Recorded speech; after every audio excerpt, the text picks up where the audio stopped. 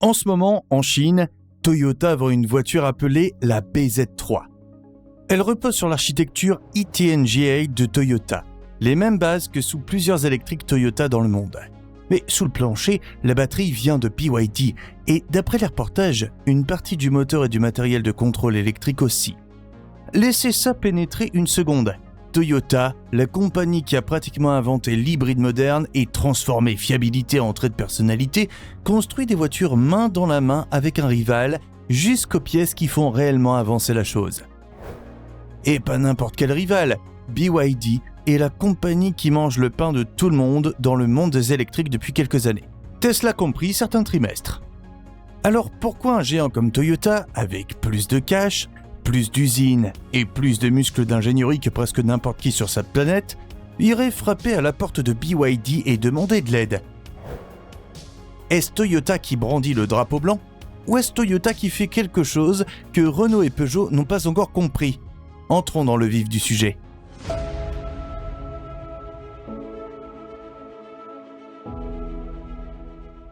Acte 1, le retour à la réalité de Toyota. Pour comprendre pourquoi ce deal est si étrange, il faut comprendre ce qu'est réellement Toyota. Ce n'est pas une marque qui touche un peu à tout. Toyota a construit toute son identité sur le fait de posséder toute la chaîne, du début à la fin. En 1997, Toyota a lancé la Prius. Et ce n'était pas juste une voiture, c'était la preuve que la techno-hybride pouvait fonctionner à grande échelle, construite entièrement en interne. Le moteur électrique, la batterie, le logiciel qui les faisait se parler, tout sortait des propres labos de Toyota. Et par-dessus ça, vous aviez le Toyota Production System, la méthode de fabrication que toutes les compagnies automobiles de la planète ont essayé de copier depuis les années 80 et n'ont toujours pas complètement maîtrisé. Donc, quand il s'agissait de batterie, Toyota a fait la même chose qu'elle fait toujours. Elle a construit la sienne. Des packs nickel-métal-hydrure pour les premiers hybrides, puis un passage au lithium-ion à mesure que la techno mûrissait. Toyota n'a pas appelé un fournisseur pour demander une batterie. Toyota a construit la batterie, puis a construit l'usine pour construire la batterie, puis a formé les gens pour faire tourner l'usine. C'est toute la philosophie.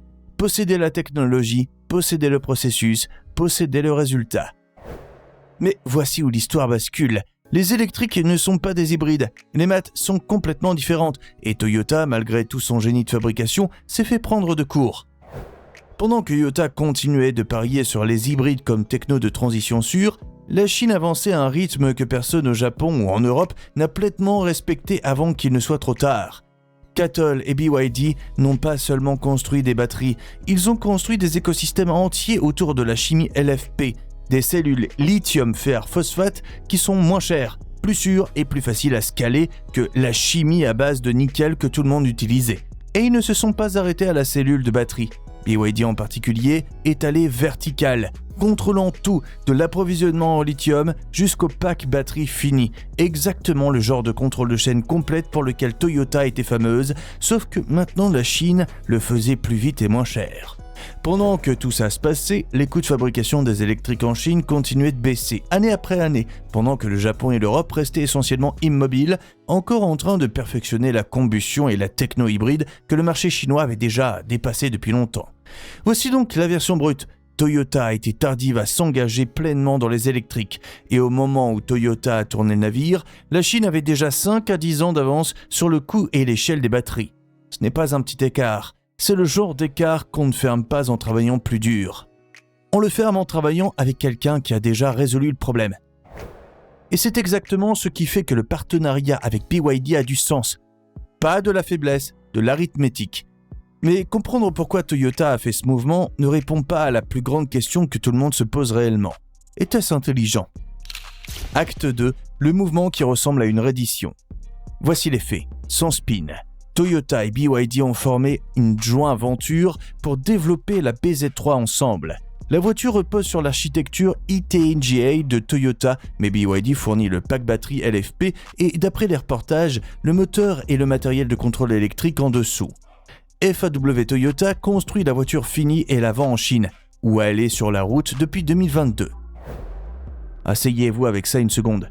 Parce que c'est une compagnie qui a passé 70 ans à refuser d'externaliser quoi que ce soit d'important. Moteur, système hybride, batterie, Toyota a tout construit elle-même, brique par brique, décennie après décennie. Et maintenant, il y a la batterie d'un rival chinois sous le plancher d'une voiture qui porte l'ovale Toyota. Donc la question que tout le monde se pose déjà en commentaire avant même que j'ai fini cette phrase, Toyota vient-elle d'admettre que la Chine a gagné ? Attendez une seconde, parce que c'est la réponse facile, et les réponses faciles sont généralement fausses. Regardez où la BZ3 se situe réellement dans la gamme Toyota. C'est un modèle pour le marché chinois, construit pour les acheteurs chinois sur les propres bases de Toyota. Le matériel BYD à l'intérieur, la batterie, la technomoteur restent dans cette seule voiture sur ce seul marché. Ça n'entre pas dans le BZ4X ou dans la prochaine vague d'électrique mondiale. Ce n'est pas la plateforme de nouvelle génération que les ingénieurs Toyota construisent pour les années 2030.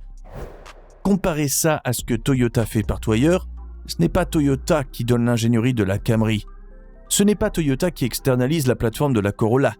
Toyota n'a pas fait venir les ingénieurs BYD dans ses labos maison pour dire « prenez le relais ». Ce qui s'est réellement passé, c'est que Toyota a acheté un raccourci sur un marché dans un segment où la vitesse comptait plus que l'orgueil, parce que le marché électrique chinois bouge plus vite que n'importe où sur la planète et Toyota avait besoin d'un produit sur ce marché maintenant, pas dans 5 ans. Et ça nous mène à la vraie question sous tout ça. Il y a une différence entre utiliser un fournisseur et dépendre d'un. Toyota utilisait BYD. La question pour le reste de cette vidéo, c'est de savoir si cette ligne tient ou si c'est le premier pas sur une route bien plus difficile à rebrousser que quiconque veut l'admettre. Acte 3. Emprunter ce dont on a besoin, posséder ce qui compte. Voici le principe qui explique tout ce que Toyota fait, et c'est plus simple que vous ne le pensez. Toyota emprunte ce dont elle a besoin aujourd'hui, mais elle continue d'investir dans ce qui va décider de son futur. C'est tout le playbook en une seule phrase.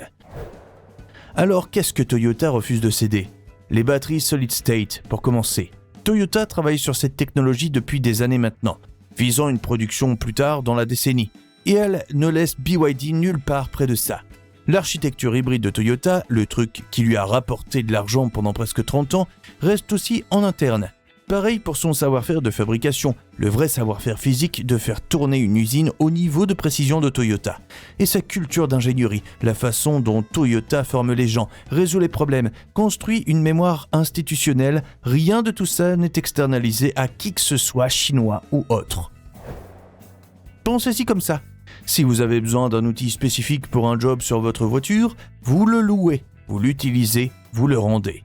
Vous ne démontez pas tout votre atelier et ne le reconstruisez pas autour de la boîte à outils de quelqu'un d'autre juste parce qu'il avait la clé dont vous aviez besoin ce jour-là. C'est ce que Toyota a fait avec BYD. Un outil, un job, la BZ3 sur un marché. Toyota n'a pas reconstruit son atelier. Et regardez le séquençage ici, parce que c'est la partie que les gens ratent. La techno de BYD comble un trou maintenant aujourd'hui, sur un marché où Toyota avait besoin d'une électrique compétitive hier.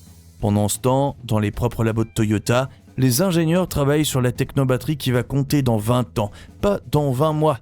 Toyota ne choisit pas entre emprunter et construire. Elle fait les deux en même temps sur 2 timelines différentes.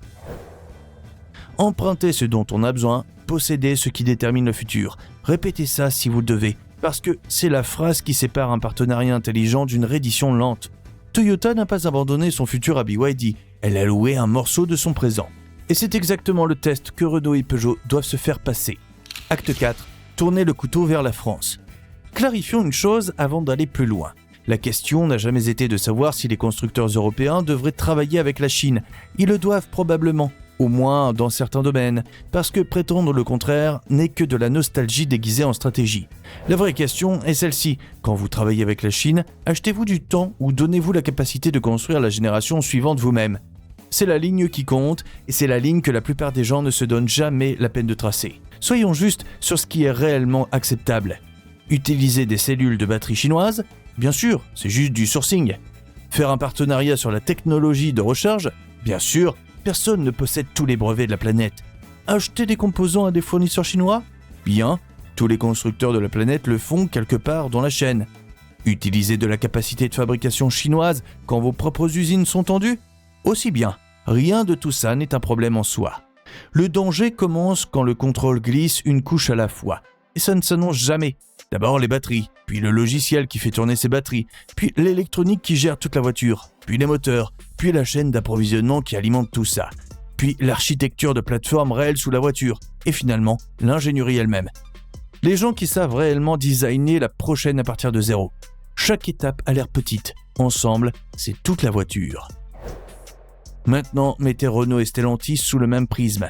Renault source des batteries chez CATL, une compagnie chinoise, pour une partie de sa gamme électrique. Stellantis s'est mis à entrer dans des plateformes construites en Chine et des joint ventures pour amener des électriques sur le marché le plus vite et le moins cher possible.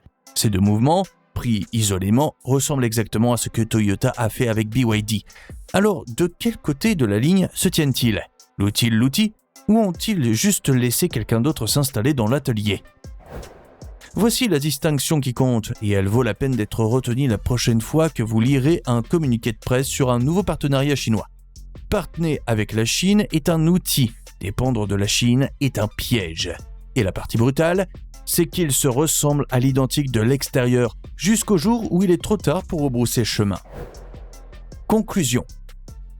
Toyota a compris quelque chose de simple. Vous n'avez pas à tout construire vous-même, mais vous feriez mieux de vous assurer que vous pouvez encore construire ce qui compte. C'est toute la leçon, et ce n'est pas compliqué. C'est juste dur à vraiment suivre. Voici donc la question pour vous. Renault et Peugeot devraient-ils copier ce playbook ou sont-ils déjà allés trop loin sur la route de la dépendance pour faire demi-tour ?